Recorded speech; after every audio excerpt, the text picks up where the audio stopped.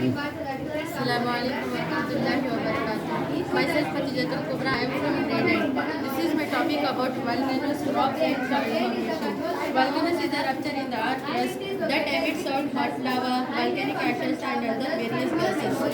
In these volcanoes we are classifying into three types. Number 1. Active volcanoes. Active volcanoes are those volcanoes that erupts the lava continuously. Number 2. Dormant volcanoes. Dormant volcanoes are those volcanoes that erupts the lava past time. Number 3. Extinct volcanoes. Extinct volcanoes are those volcanoes that erupts the lava once upon a time until now they didn't erupt.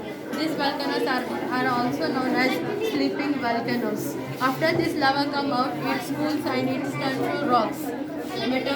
Igneous rocks, sedimentary rocks, metamorphic rock. In this metamorphic rock, we can see one of the precious rock, that is diamond. Sandy soil, clay soil, loamy soil, and silt soil. Wait, I have to show it.